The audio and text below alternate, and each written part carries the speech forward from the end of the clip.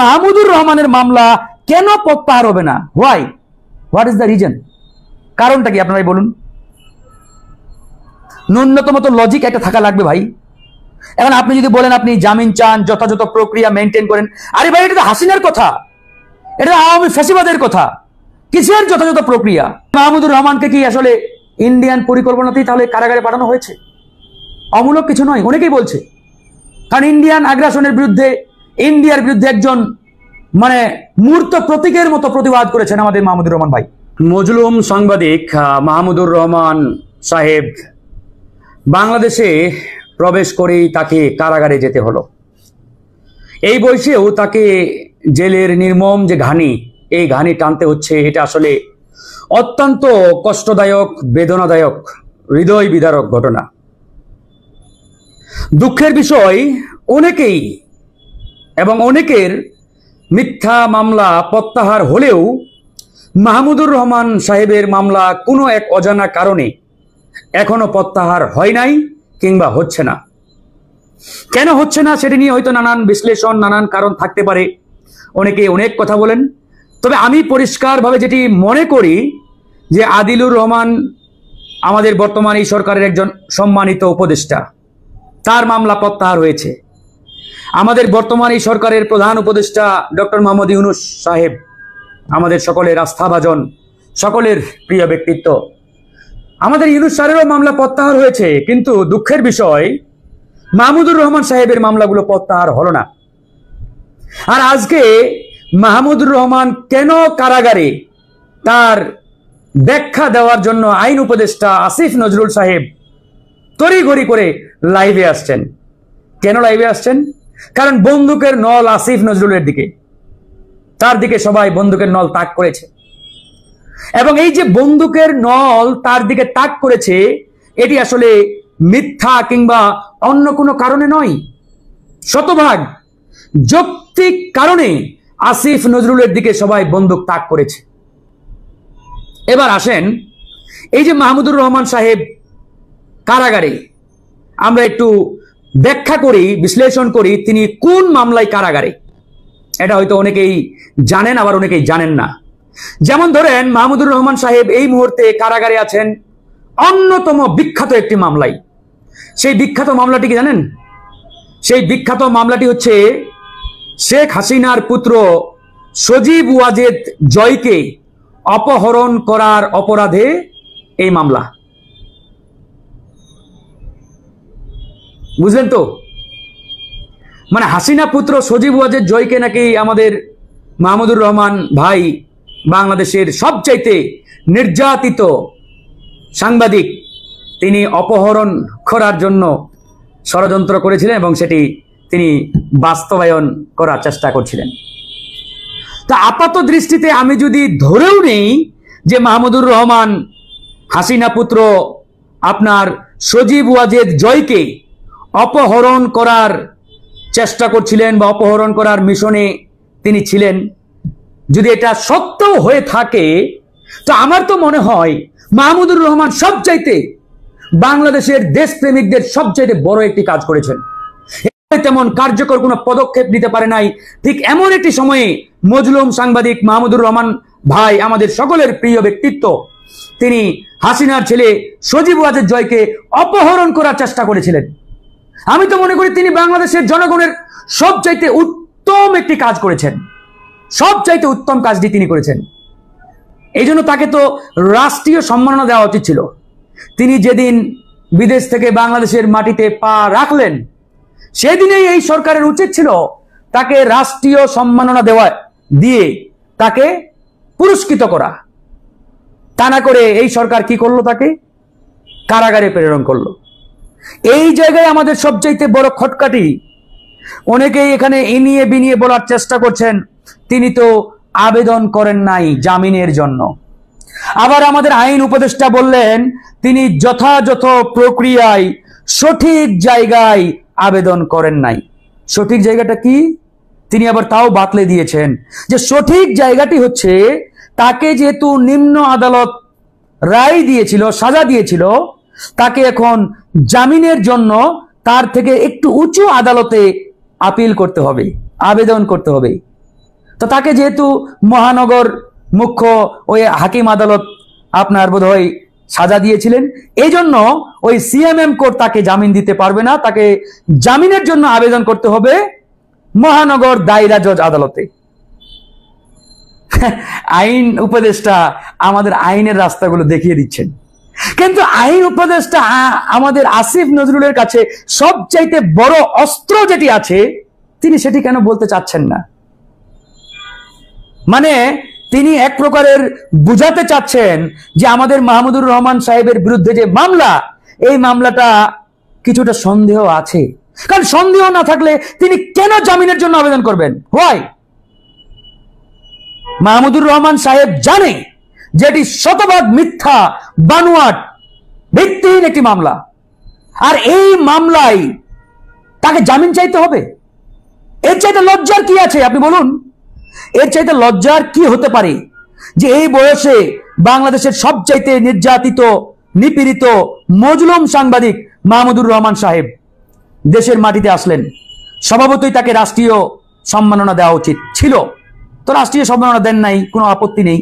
কিন্তু কথা হচ্ছে এরকম একটি ভিত্তিহীন মিথ্যা মামলায় তাকে ওই হাসিনার আমলের মতো জামিন চাইতে হবে? এর চাইতে বড় লজ্জার কি আছে তার জন্য?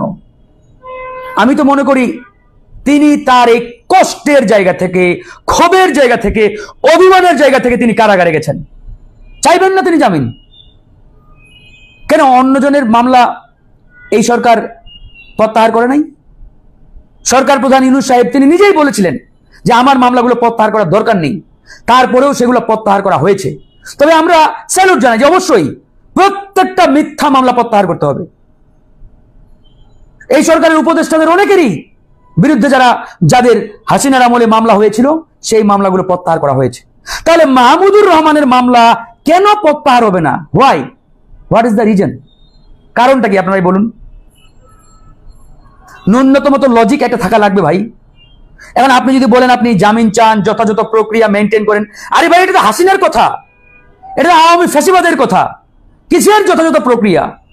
এই বিপ্লব কি যথাযথ প্রক্রিয়া মেনে, সংবিধান মেনে, আইন মেনে হয়েছে? হাসিনাকে বিতাড়িত করেছি আমরা কি আইন মেনে, সংবিধান মেনে বিতাড়িত করেছি? তাহলে হাসিনাকে যদি আমরা আইন মেনে, সংবিধান মেনে বিতাড়িত না করে থাকি, তাহলে হাসিনা যে মিথ্যা মামলাগুলো দিয়েছে এই মিথ্যা মামলাগুলো কেন আইনি প্রক্রিয়ায় সম্পূর্ণ হবে? ভাই আপনি যুক্তি দেখান, আপনার যুক্তি দেখান কিভাবে, কেন এই মামলাগুলো আমরা ওই হাসিনার স্টাইলে আইনি প্রক্রিয়ায় যাব? তাহলে তো আমাদের বলতেই হচ্ছে যে হাসিনাকে বিতাড়িত করেছি আমরা কিভাবে।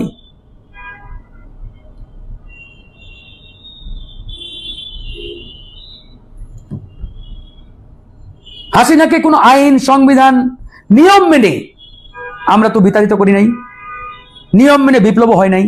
তাহলে এই স্বাধীন সার্বভৌম বাংলাদেশে, বিপ্লব পরবর্তী বাংলাদেশে এসে আপনারা ওই হাসিনার আমলের নিয়ম যদি আমাদের দেখান, আইন যদি আমাদের দেখাতে চান, তাহলে এর চাইতে দুঃখজনক, কষ্টদায়ক ব্যাপার আর কিচ্ছু হতে পারে বলে আমার মনে হয় না। আমাদের আসিফ নজরুল স্যার আজকে লাইভে এসে এক প্রকারের সাফাই গাওয়ার চেষ্টা করেছেন। আমরা আসলে বাংলাদেশের জনগণ ওনার এই সাফাই, ওনার এই বক্তব্য কোনোভাবেই মানতে পারছি না, মানার কোনো সুযোগ নেই। আপনারাই বলুন কিভাবে আমরা ওনার এই কি বলবো এটাকে, আসলে এটা আমরা কিভাবে মানতে পারি? এটা তো মানার কোনো ন্যূনতম যৌক্তিকতা নেই। এটা স্রেফ উনার মামলা প্রত্যাহার করতে হবে, উনাকে রাষ্ট্রীয় সম্মাননা দেওয়া উচিত ছিল।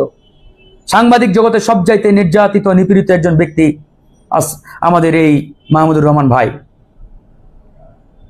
এরকম একটা ব্যক্তি এই বয়সে তাকে কারাগারে থাকতে হচ্ছে।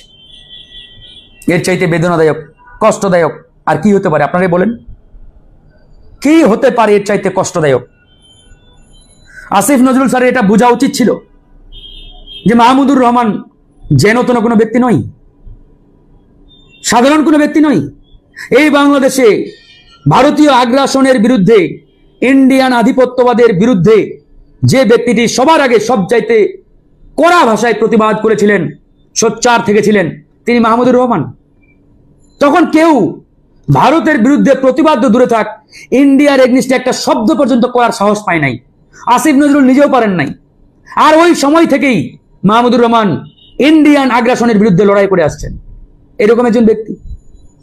এই জন্য ইন্ডিয়ান প্রেসক্রিপশনে ওই হাসিনার দোসররা তাকে বাংলাদেশের মাটিতে থাকতে পর্যন্ত দেয় নাই, দেশ থেকে বিতাড়িত করেছে, তাকে রক্তাক্ত করেছে অসংখ্যবার। আদালতের বারান্দায় সেখানেও তাকে রক্তাক্ত করা হয়েছিল, সবাই দেখেছেন তার সেই রক্ত মাখা শরীর। তো এরকম একটা ব্যক্তি বাংলাদেশে আসলো প্রায় অর্ধযুগ পরে, দেশের মাটিতে পা রাখলেন, সাথে সাথে শুনতে পারলেন তারপর দিনে তার কোর্টে হাজিরা। তো এর চাইতে কষ্টের কি জায়গা আছে আপনারা বলেন? তো তিনি কোর্টে গিয়ে কেন জামিন চাইবেন? আমি বলি, তিনি বাংলাদেশে আসার পরে কোর্টে যাবেনটা কেন? হ্যাঁ, এই মামলা যদি সত্য হইতো, তার বিরুদ্ধে যে অভিযোগগুলো, এগুলো যে ন্যূনতম ভিত্তি থাকতো, তাহলে বলতে পারতেন যে না, আদালতে অবশ্যই যেতে হবে। সম্পূর্ণ বানোয়াট ভিত্তিহীন মামলা, এরকম একটি মামলায় তাকে আদালতে যেতে হচ্ছে। তো তার হৃদয়ে কি রক্তক্ষরণ হচ্ছে না? তার হৃদয়ে কি আপনাদের মনে হয় মানে আনন্দের বন্যা বইছে? তো এরকম একটি অবস্থায় তিনি কিভাবে জামিন চাইতে পারেন বলেন? এই জন্যই তিনি জামিন চান নাই। তিনি মনে করেন যে এরকম বাংলাদেশে, যেখানে আমার ন্যূনতম সম্মান নেই, ইজ্জত নেই, মর্যাদা নেই, এরকম বাংলাদেশে মাটিতে না থেকে আমার কারাগারে থাকাই ভালো। তিনি কারাগারে থেকেছে। আসিফ নজরুল সাহেবের উচিত ছিল এরকম সাফাই না গিয়ে নিজের পক্ষে অতি দ্রুত তার মামলাগুলো প্রত্যাহার করে নেওয়া। কিন্তু তিনি প্রত্যাহারের দিকে না গিয়ে ইনিয়ে বিনিয়ে রাস্তা দেখাচ্ছেন, ওই রাস্তা দিয়ে হাঁটেন, ওই রাস্তা দিয়ে হাঁটেন। কেন ভাই? এরকম মিথ্যা মামলায় তিনি কেন নানান রাস্তা দিয়ে হাঁটবেন? আপনার উচিত অনতি বিলম্বে তার মামলাগুলো প্রত্যাহার করে নেওয়া, প্রত্যাহার করে তাকে সসম্মানে আপনার মুক্ত আকাশে তাকে নিয়ে আসা। থানা করে আপনি যা শুরু করেছেন, আসলে কিচ্ছু বলার নেই। এখন আমরা বলতে বাধ্য হচ্ছি যে মাহমুদুর রহমানকে কি আসলে ইন্ডিয়ান পরিকল্পনাতেই তাহলে কারাগারে পাঠানো হয়েছে? অমূলক কিছু নয়, অনেকেই বলছে। কারণ ইন্ডিয়ান আগ্রাসনের বিরুদ্ধে, ইন্ডিয়ার বিরুদ্ধে একজন মানে মূর্ত প্রতীকের মতো প্রতিবাদ করেছেন আমাদের মাহমুদুর রহমান ভাই, জ্বলন্ত আগ্নেয়গিরির মতো। এবং ইন্ডিয়া তাকে কোনোভাবেই সহ্য করতে পারে নাই। বাংলাদেশের এমন একজন প্রতীক হয়ে উঠেছিলেন তিনি। এখন ওদের পরিকল্পনাতে তাকে কারাগারে পাঠানো হয়েছে কিনা আই ডোন্ট নো, এটা অনেকেই আশঙ্কা প্রকাশ করছেন। যাই হোক, আমরা এতটুকুই বলি, উনার অনতিবিলম্বে মুক্তি চাই এবং সকল মিথ্যা মামলা প্রত্যাহার চাই।